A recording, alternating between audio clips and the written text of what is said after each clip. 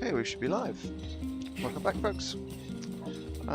So last time we picked up a letter from the Two Brothers Armory, so we're going to head back to the Junkie.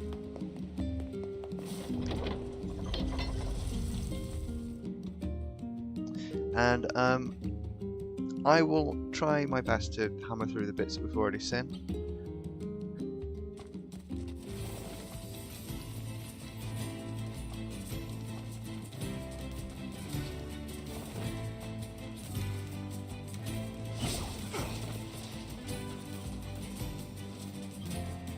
But the route to ending B do be like that though.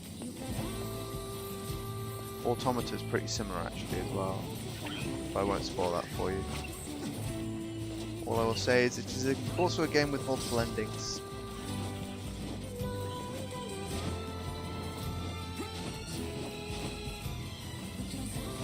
Ah, see, I thought that was pretty smooth.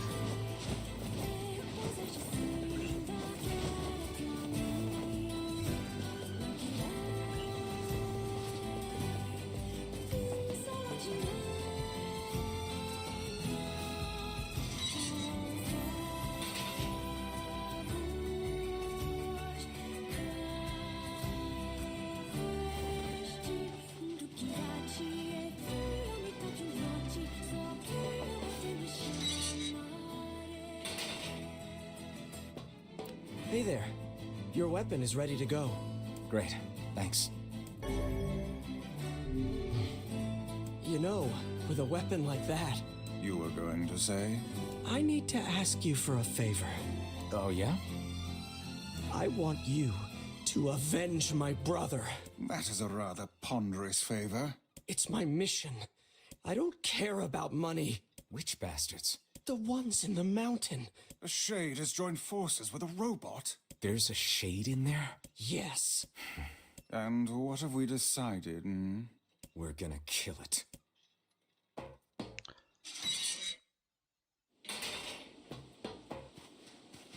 Serious action time, no music.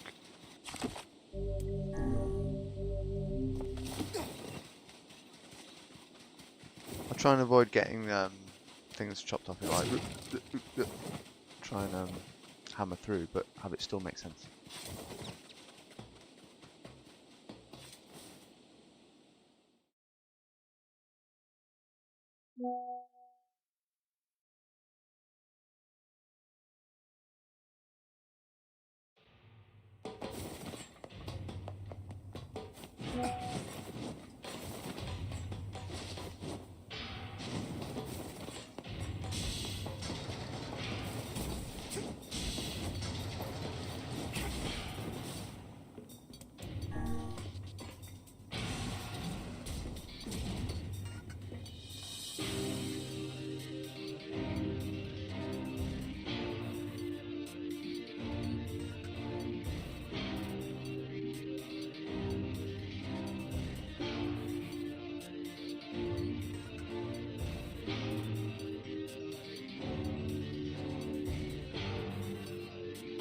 Take a long time to load for some reason. The elder brother postponed his joy for the sake of his sibling. Do you think he was ever truly happy? Just making his little brother happy would have been enough. That's what being an older brother is like.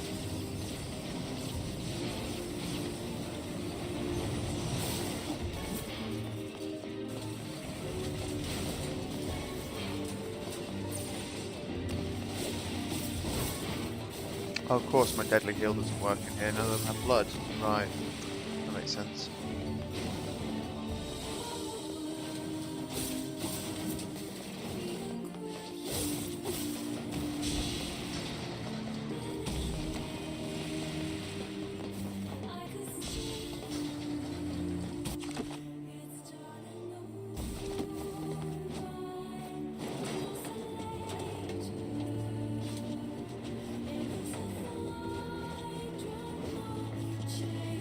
I wonder what the speedrunning community for NieR is like.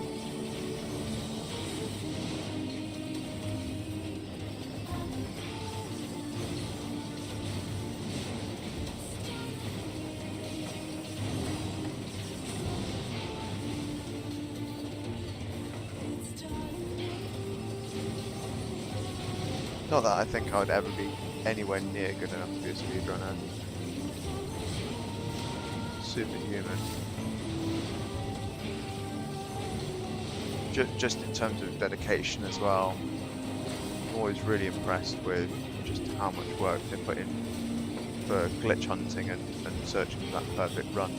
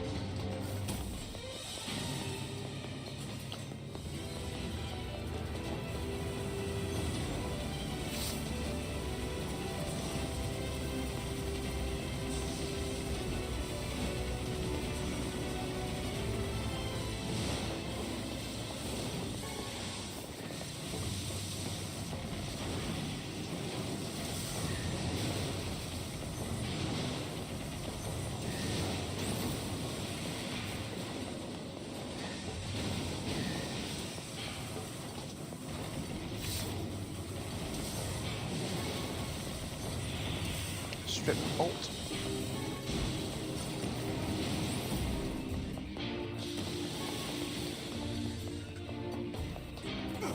Goes that way. I want to go to depths.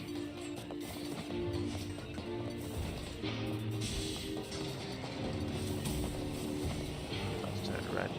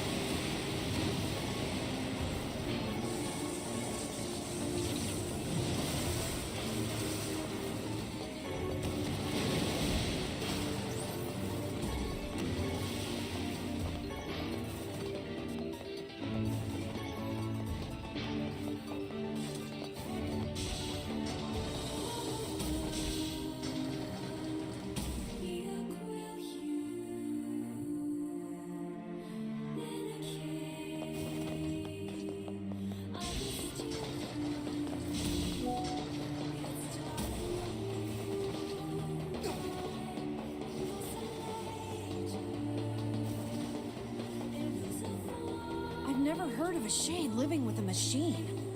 What's that about? Don't know, don't care. All that matters is that we kill them both.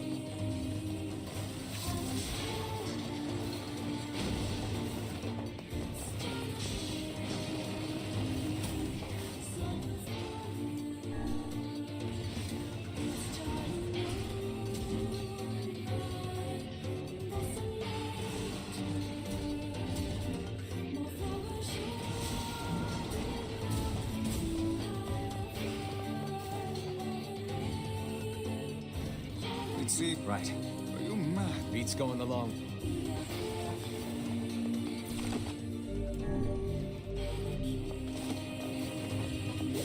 You mad, bro? Yeah, I am mad. Let's go.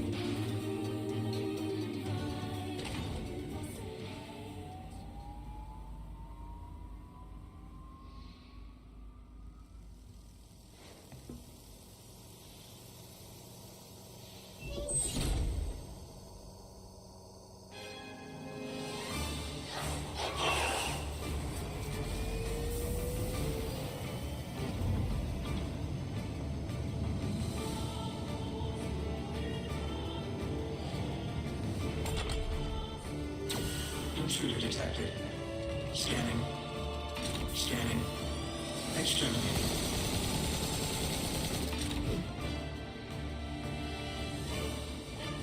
Looks like we found it.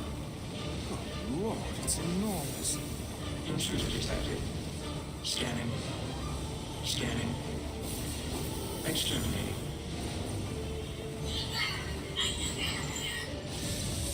Look at the shade!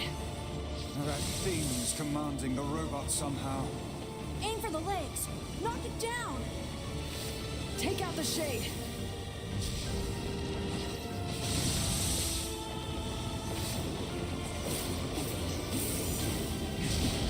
Exterminating. Aim. Aim. Aim. Aim.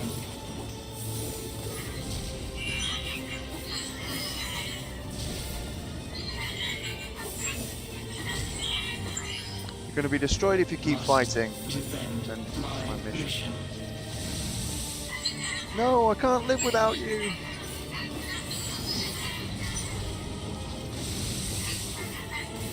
I don't want to be alone again. Gosh. No, damn it. That's a shade. It's a shade! Kill him. Kill him.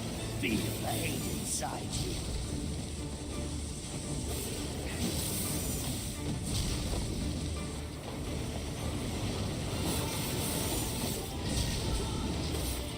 That string line.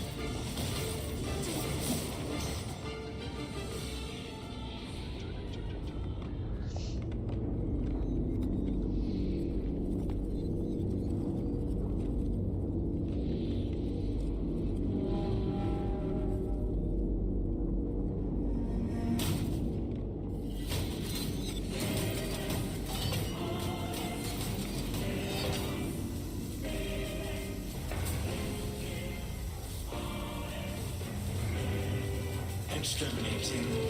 Aim. Aim. Aim. Aim.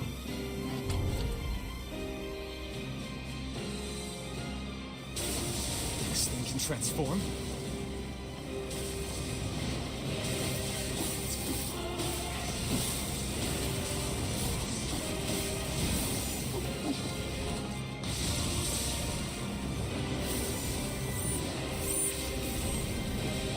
Watch for falling debris.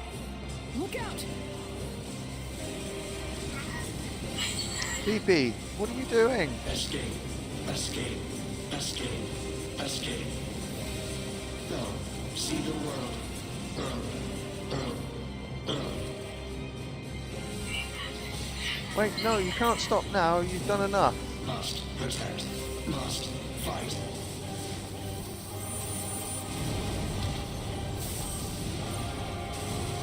Where do you think you're going?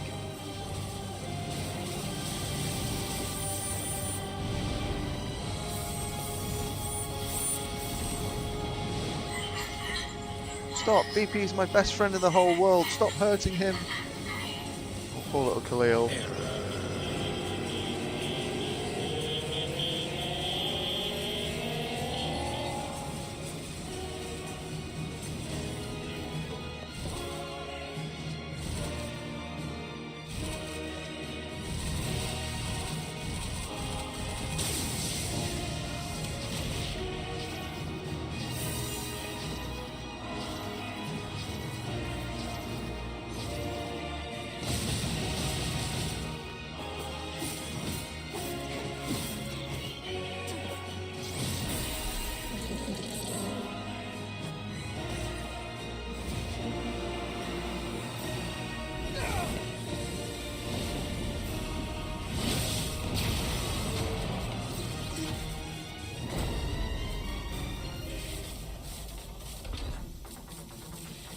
Must defend my mission.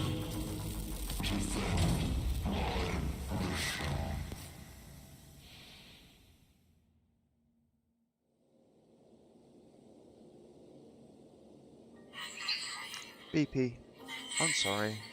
I'm not strong enough. I wanted to be with you forever. Khalil. Together. BP. Alone. BP.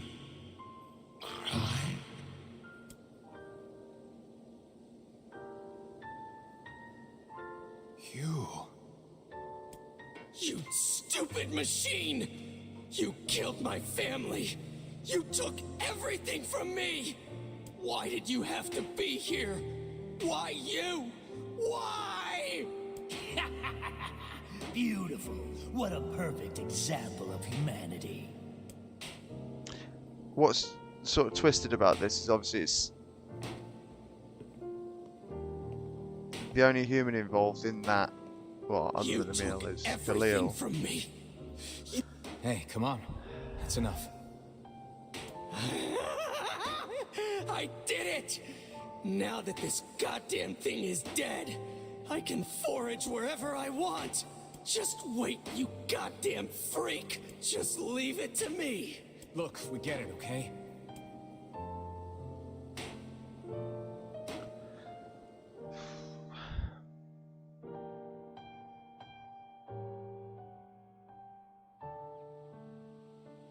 Hatred and madness will never heal a wounded heart. Maybe it's just all he's capable of right now. Revenge is a fool's errand. Yeah, I know.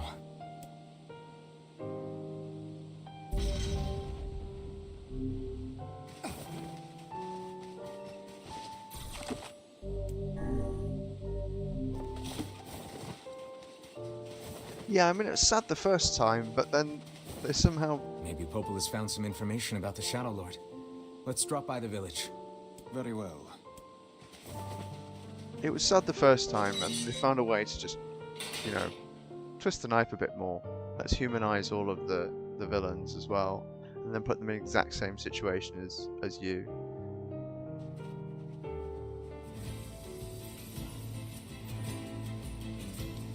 You know, I've been thinking, why was a shade hanging out with a machine? It appeared the creature was actually issuing orders to that mechanical minion. Do you think the shade had a reason for what it did? Actually, Look, it doesn't matter what a shade is or isn't thinking. All that matters is that we kill every last one of them. right. Sure. The idea of a shade trying to protect a robot is goddamn absurd. Still, you guys should be careful. What do you mean? If the shade inside me ever takes over, I'm probably going to attack you. That's not gonna happen. You are no shade. The lad is correct. You are many things, hussy, but a shade is not one of them. Shades, for example, do not come equipped with such foul and scurrilous mouths. Scurrilous. How about I cram your face up your own asshole, book? Don't worry, Kaine. If your shade ever takes over, I'll stop you. You will you? Thanks, Emil.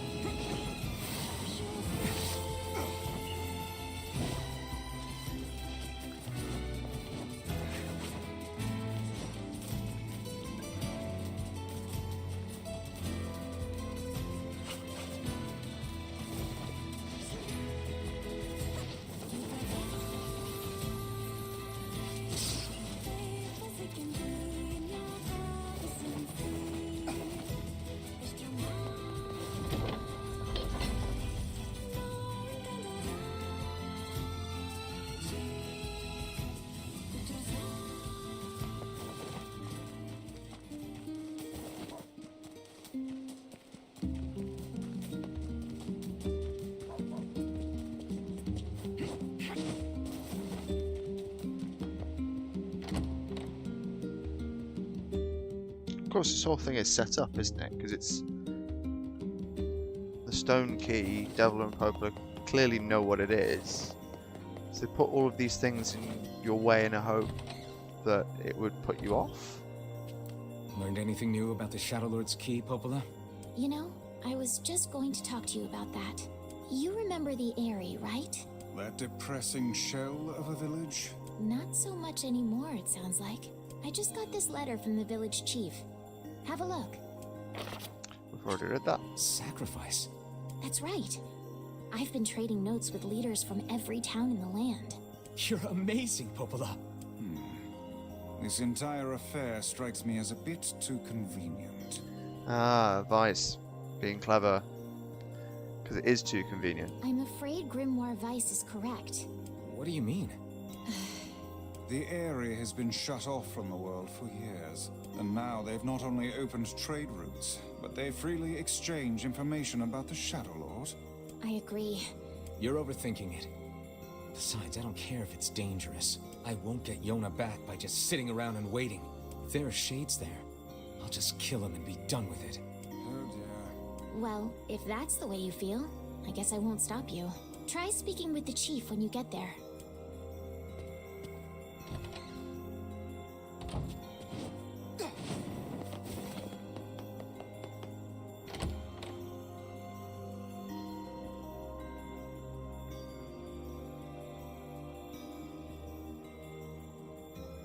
The area, huh? All right, let's go see the chief. What a soul-crushing place. So I don't think I mentioned it, but Kaine mentions a number of times that she was rejected from the area. And obviously when we started Route B, we had a load of Kaine's memories about her being bullied and treated like a freak. And then when she was camping with Emil, she mentioned briefly that she was I cannot rejected. fathom that village setting up a mercantile. They must have truly opened their minds.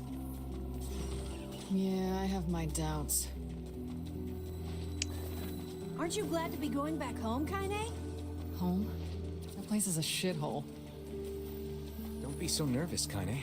We'll protect you. I got me taken care of. Worry about protecting yourself. Yeah, so Kaine mentions that she was rejected by a village because her body is different. Ooh, the village. It's home to so many terrible widow memories, isn't it, Kaine? Shut up, shut up, shut up!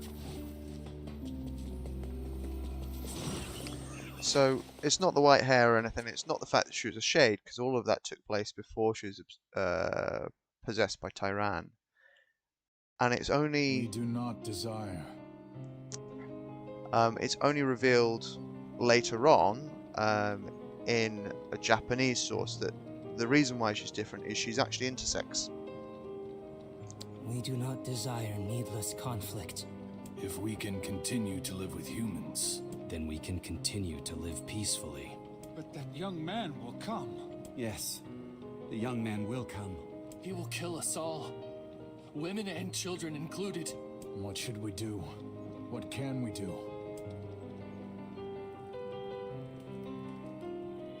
So we know that the villagers are shades.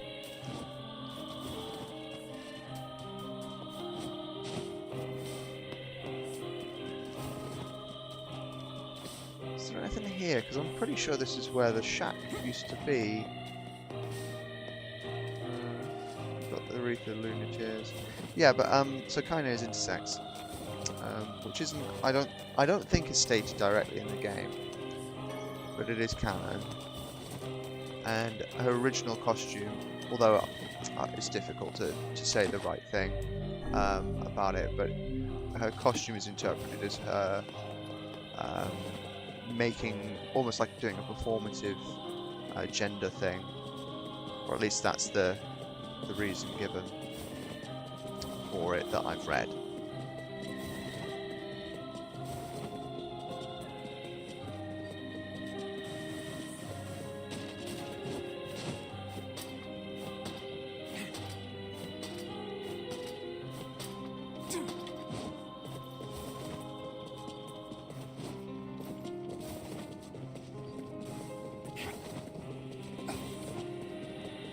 And then the obvious irony is that, you know, the areas of village rejected Kaine have been different, but they are all shades.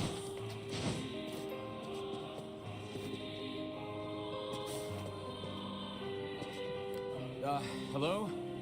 We're here from Popola's village. It's all over. We came to ask about the letter you sent. Our days are numbered. Our village is doomed. As cheerful as ever, it seems. You're the one who wrote the letter, right? I don't know about any letter. What the hell is going on here? It may be faster for us to take our inquiries elsewhere. Let us ask around. Yeah, so who did write the letter? And what is strange, I think, as well, is the area is sort of based on the idea that human beings and shades can coexist, which makes them different from Pobla's village. So it's inherently based on acceptance. Yet they choose to reject Kaine. I'm not sure how that's supposed to scan, but how that's supposed to work.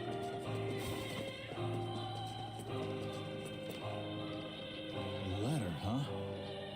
Yeah, I think I heard something about that. So, you know about the letter? Maybe I don't. Which is it, man? Oh, and if I may ask, are you friends of Kaine? I could say that. Ah, I've heard the rumors. Here to hunt shades, are you? Indeed. Our aim is to defeat every last one. Every last one? Everyone? Everyone. Everyone. Vice! Beware, this man is a shade. Damn it! It's a trap! I figured as much. Yeah, because Vice is really smart. It's like, oh, that's way too convenient. Keep your guard up. Other You guys sure are taking your goddamn time. 1,000 apologies. We were distracted by the local welcoming party. Want some help? A carnival of murder? I love it. Kaine! The villagers are possessed! But not all of them. Some are still human, so be careful. I think it's worth also saying that Kaine is the only one who can hear what the shades are saying.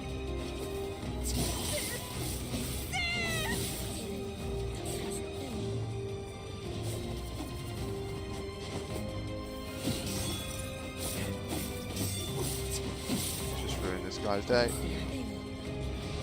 Get them.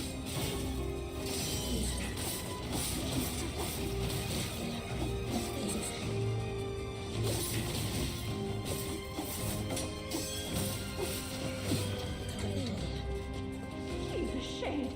My husband's a shade.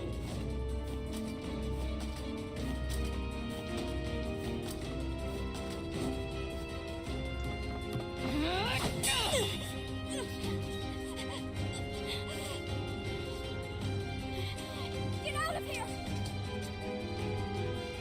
No way! I'm not going to abandon my own sister! Kaine, what's going on? Don't be fooled by this lady. She's a shade. No!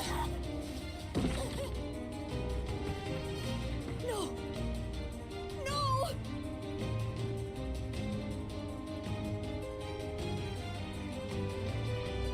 You people are the monsters here! Stay back, kid. Your sister is one of them now. I don't care what she is! She's my sister, and I love her.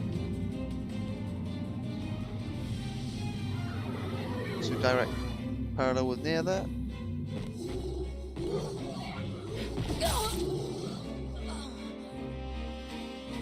Kaine!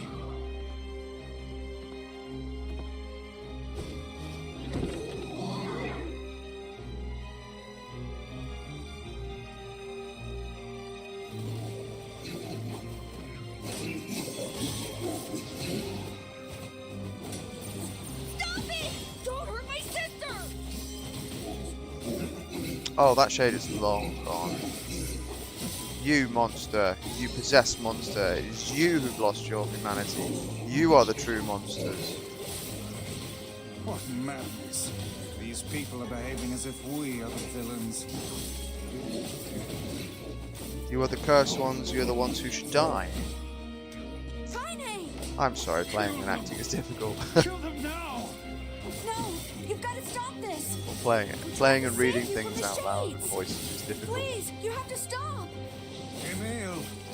We need to get out of here. Kaine, get up! Hurry! Aw, the little vixen has finally run out of steam. Is it my... Villagers are under attack over there. Damn it, Kaine! You gotta get up! Emil, watch Kaine. I'll go clean up over there. All right. I just picked up a new word, so I'm just gonna quickly bonk that onto my sword.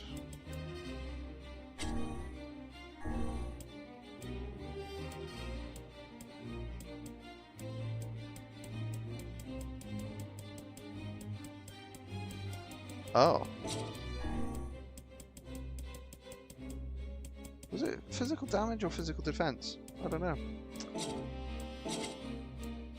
Oh well. It might be a magic thing?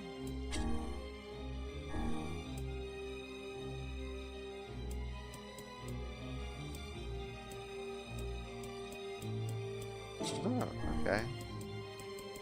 Do you know what? This is no fun. Do that off camera if I need to. I can't take this anymore.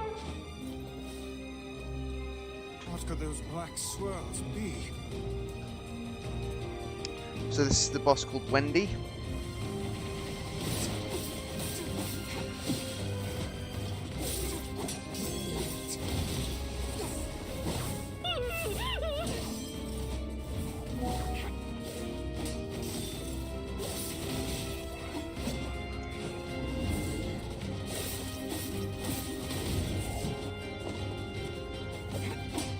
Why did you even come here?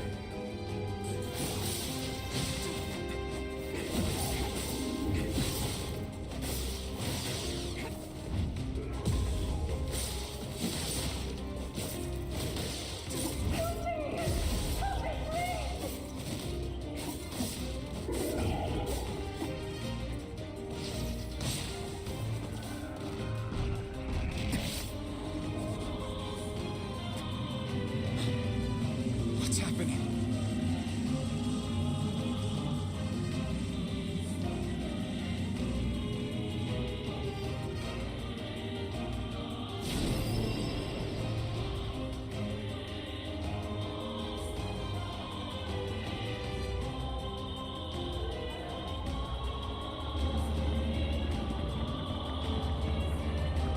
So the writing that you see is called the angelic script. By my pages.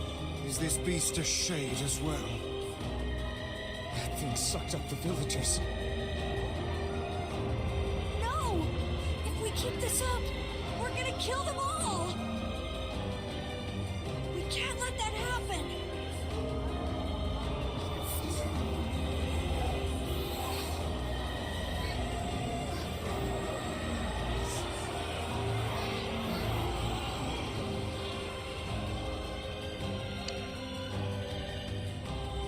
I feel something from within the creature.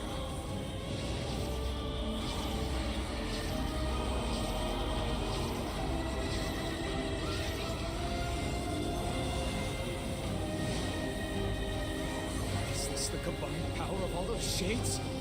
It will take more than a barrage of magic to stop us. The first to waver is the first to die.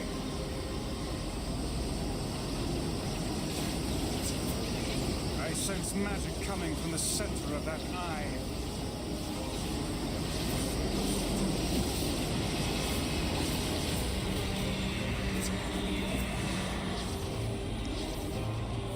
So you notice when somebody gets the Hold nothing back. Those are shades.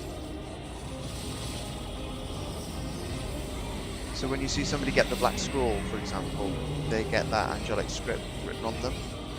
The surrounding tentacles appear to deflect magic.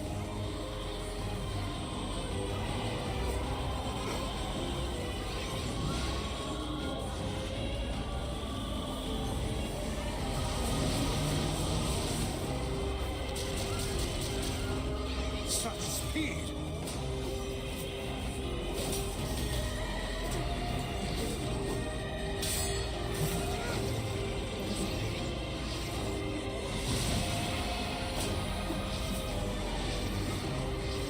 Now, focus your magic on the beast's center.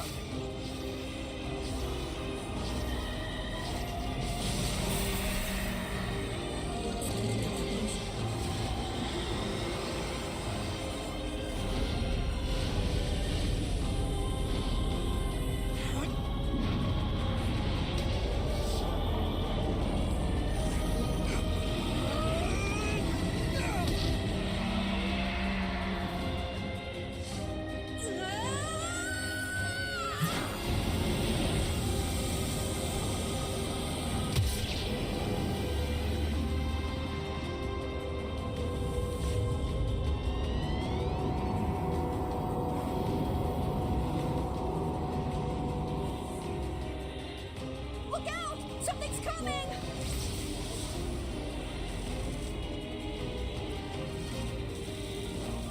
Its weak point is located around the back. Try attacking it from above. Way ahead of you, fam. I'll try to pin it down! Emil! Emil! I'll keep it busy! You should be able to attack! From behind! Go around and get it! Please, hurry! Emil can handle this. We must circle behind the creature at once. You must strike it in the eye.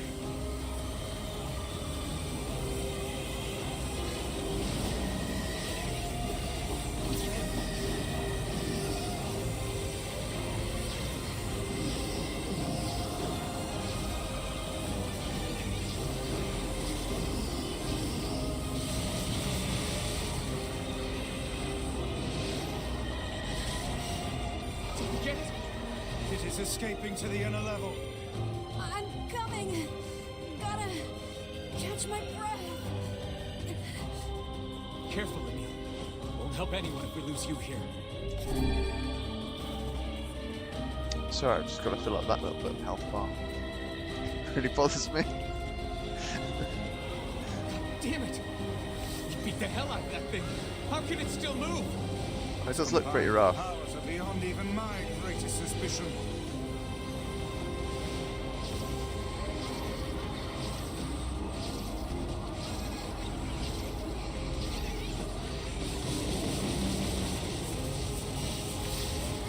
Come on!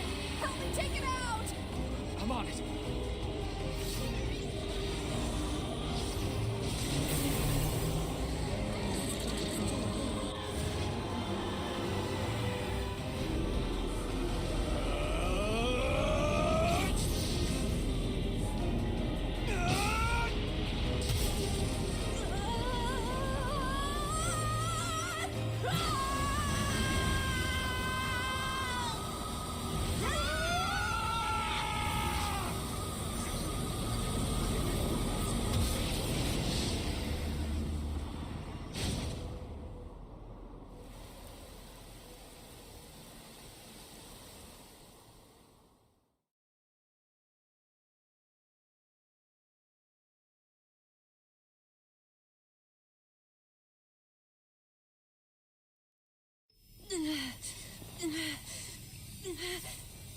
Emil! Emil, wait!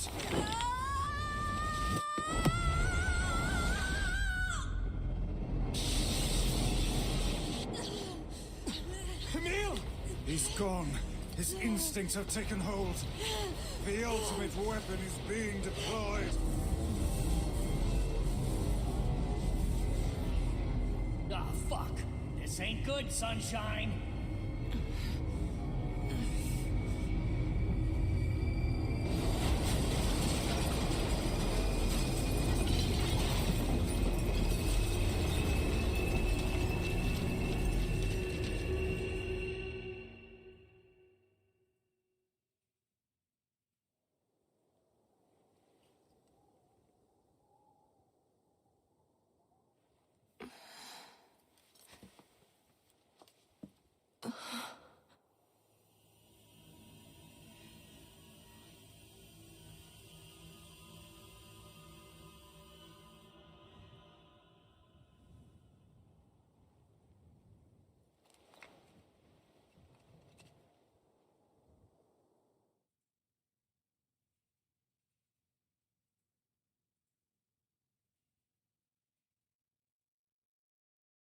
Uncontrollable magic.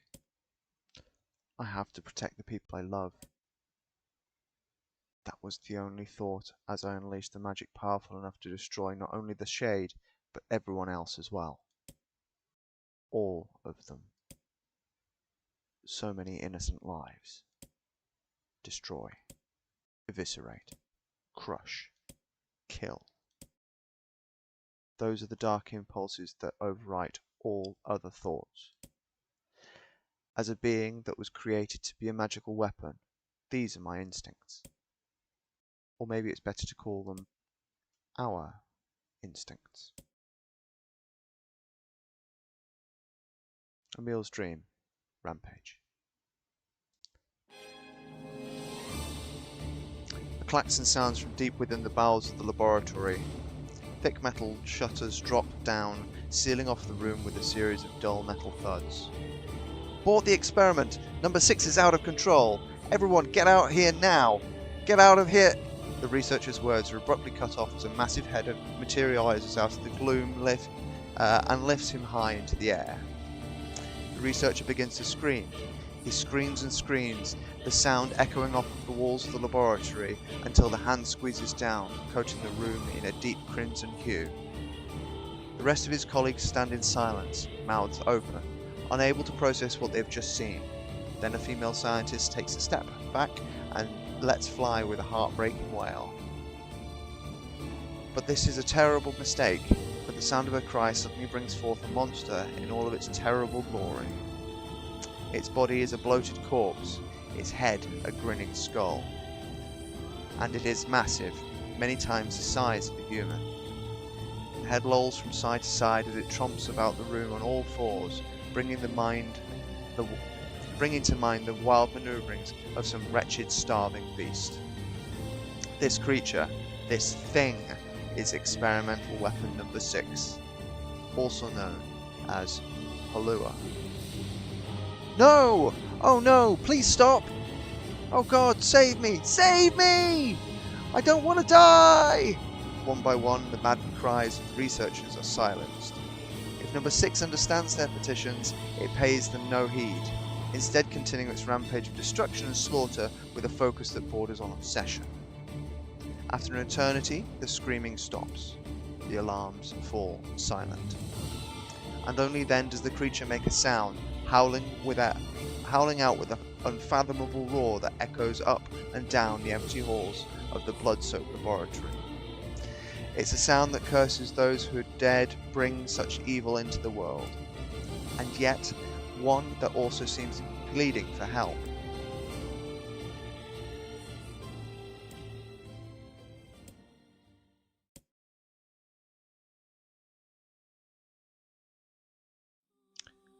Two sets of footsteps echo in an otherwise silent corridor in the first level of the laboratory. One set belongs to a young boy, his eyes blindfolded and his hands restrained. The other belongs to a severe man in a long white coat. The man drags the boy along by means of a long chain attached to a set of shackles on his wrists. Rubble is scattered here and there across the floor of the corridor, making the journey an exceedingly difficult one for a boy who cannot see. Excuse me? Could you please walk a bit slower, sir? I'm not used to being blindfolded, and... Rather than stopping, the man only increases his pace, causing the boy to stumble in an attempt to keep up. This last humiliation proves too much, and the boy finds himself unable to arrest his fall. Without the ability to brace himself, he topples to the floor, smashing his head on a pile of debris and causing a trickle of blood to worm its way down his pale, frightened face. Agonized by the pain, the boy inadvertently opens his eyes, causing the falling drops of blood to emit a strange crackling sound before transforming into tiny, white rocks. "Close your damned eyes!" roars the man. Yes, sir," stammers the boy as he slams his lids shut. He hadn't realized the blindfold slipped down during the fall, but now he's keeping his eyes squeezed shut so tightly that sparkles appear against the black of his vision. Boy is Emil, also known as number 7. He is a magical weapon whose eyes are capable of turning to stone anything that falls under their gaze. "Don't look at me," barked the man. "Never look at me." "I'm sorry, sir. I'm looking at the ground now, so if you just hand me the black..." Instead of waiting for him to finish, the man extends one foot and presses Emil's face to the floor with a heavy black boot. Sir, stop! You're hurting me! I told you to keep your eyes and your mouth shut, so do it! The man knows this boy, this weapon. The man knows this boy, this weapon, could wipe him out with a single glance, and yet subduing him in this way gives him a sense of relief. After making certain the boy is sufficiently cowed, the man leans down, retrieves the blindfold, and knots it tightly around the boy's quivering head. "Right then, on your feet, let's move." Emil staggers to his feet, trying to ignore the red liquid oozing down his face. The blood doesn't matter. The pain doesn't matter. All that matters is finishing the job that they had set out for him to do. The second level of the laboratory is in even worse shape than the first. The environs are littered with rubble and rock, making the thought of a decent foothold laughable. When the man's eyes linger on a section of rubble stained with a... let's try that again. When the man's eyes linger on a section of rubble stained a deep red, he has a sudden image of warm, gooey brownies slathered in a strawberry sauce. His stomach lurches at the thought, but when he attempts to avert his eyes, they land on the remains of a human being rendered into what could only be described as paste. The man blinks. His mind goes strangely blank before attempting to determine exactly how many humans had to be sacrificed to create the scattered piles of flesh around him. After a moment, his thoughts simply cease altogether, as if his mind realizes that trying to put such a thing into form is folly. "You can go the rest of the way on your own," says the man in a voice much weaker than he wishes it to be. "I mean, what does it matter? You're not even human. You're a monster." With this, the man spins around and dashes back down the hall. A helpless Emil simply listens as the footsteps of his erstwhile captor fade into the distance. Emil finds himself alone in a room with the stench of death and blood. For a moment, he considers opening his eyes, but the thought of the horrors that await him quickly quash his plan. Instead, he stands still and listens intently. Eventually, a far-off sound reaches his ears. That's the howl that I heard before. Emil resumes walking, using the sound of the distant voice to guide him, almost as if it was calling him home. By the time Emil reaches the third level, he is moving on memory as much as sound. His hands and face are covered in fresh wounds from numerous falls, but every time he thinks about giving up, his mind returns to his sister. We studied together. We ate cookies together. We cried together. We laughed together. And sometimes I was the only one who got yelled at. That's why I was never lonely. Our being together allowed me to stay strong. For Emil, his sister was all he had to live for. So holding that feeling close to his chest, he presses on, one slow step after the other. Finally, Emil finds himself drawing close to a certain experimental chamber in the deepest part of the laboratory. The howl is very close now, and as he touches the switch that controls the door, he thinks about his mission. Number 6 is the ultimate weapon. She is his sister, and he must turn her to stone. The door slowly opens, revealing the massive interior of the experimentation chamber. After a few steps, Emil removes his blindfold and slowly opens his eyes. His sister lurks before him, but she looks nothing like the girl he once knew. Instead, he sees a savage beast crawling on all fours through the shredded remains of researchers. As the thing that had been his sister stops and tilts its head in Emil's direction, he focuses his gaze on it. A series of soft crunching sounds emerge from the creature as his magic does its terrible work. First the fingers, then the hands, arms, legs, head. What little colour the beast once possessed fades to a dull, ashen grey. And yet, somehow, it summons what strength remains and pulls itself towards Emil, one slow, lumbering effort at a time. Wailing, the massive monstrosity closes in. Is she worried about me? Or is she coming to kill me? Emil feels prepared to accept either outcome. After all, this was his older sister, the person he loved more than anyone else in the world. Halua, The moment Emil speaks, number 6 comes to a sudden halt. Silence descends upon the chamber as the siblings stare at each other. I'm sorry, Halua, but everyone says you're too powerful. They say it's too dangerous unless I seal you away. I'm so sorry. As Emil watches her body begin to turn to stone once more, number 6 simply waits in utter, perfect silence. I'm sorry. I'm sorry. I'm sorry. I'm sorry.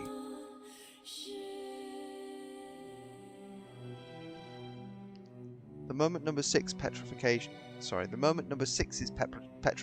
is complete, her memories flood into Emil's mind. Gosh. The two of them huddling together in the cold, all alone in the world, with no one to protect them.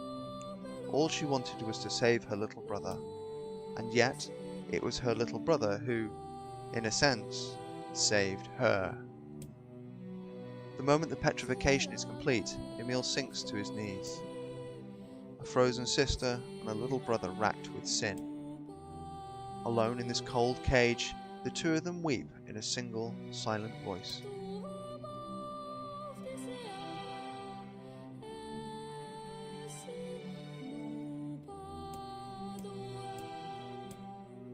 It was our combined power that destroyed the Eyrie. Whole existences, entire lives, even their memories. We took it all. We took everything. My sweet, gentle sister turned into a monster, and the same thing will happen to me now that I have her power. If my instincts as a weapon win out and destroy me in the process, if that power ends up hurting someone I love,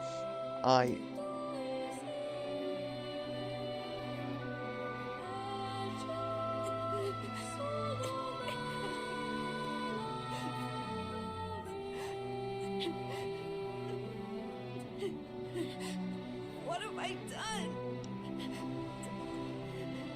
I killed innocent people.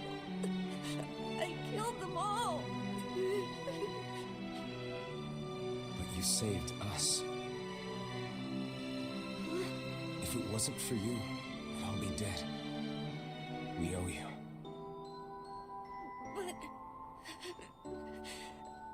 But It's all right.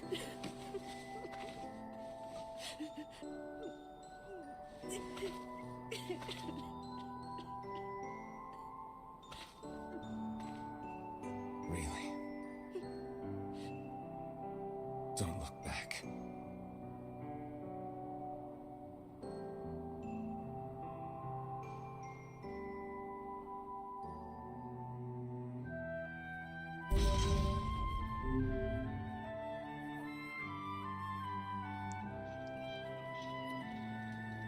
We had best be off.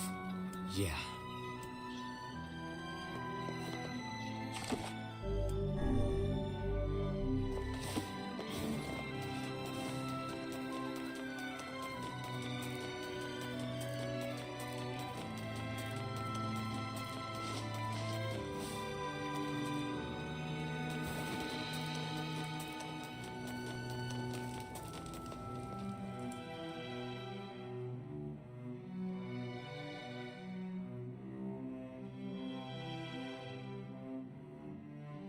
Maybe Popol has found some information about the Shadow Lord. Let's drop by the village. Very well. very well.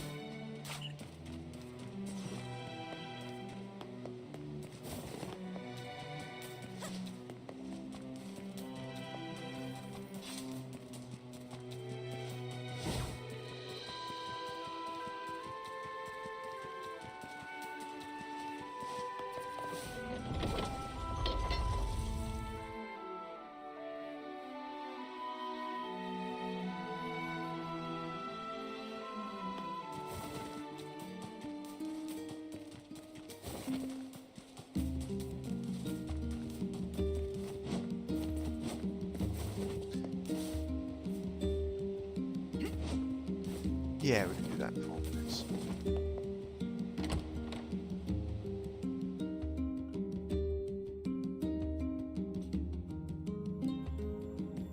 So we're going pretty quick here. I mean, we've done Forest of Myth, we've done the Junk Heap, we've just done Sacrifice at the Eyrie, so I think it's Loyal Cerberus, and then we're done. Ah, you're back. Have you learned anything more about the Shadow Lord's key? I'm sorry, but it's going to take me some time yet. I see. Well, can I take something off your plate in the meantime? Oh, how about this? You know the ferryman with the red bag, right? Well, he's been skipping out on work lately. Can I ask you to go to Seafront and check on him? Sure thing. Oh yeah, we've got that whole thing in Seafront.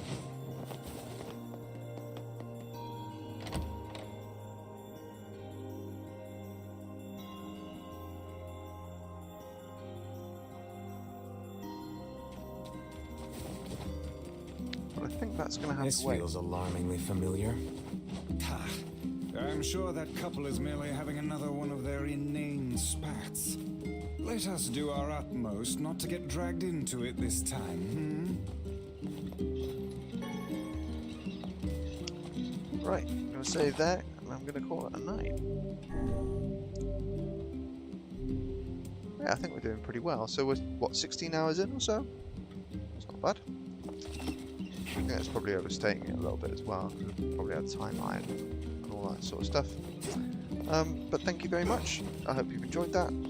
Obviously, lots of new and interesting things happening with boss fights where you get a bit more background either around a meal or Kaine, or from the bosses themselves, which I think is the joy of the second run. And it's also interesting to see that, you know, Kaine is experiencing all of these things, which you can hear what the Shades say, as well as having Tyran have conversations which NieR is completely just unawares of. I think it works surprisingly well having characters, you know, despite all being in the same sort of, all in the same party, you've got characters who are having different experiences, and, you know, Tyran is only able to talk to Kaine, so I think it works surprisingly well, given that that's a really unusual configuration for a story. Anyways, so thank you very much. I hope you have a good evening, and I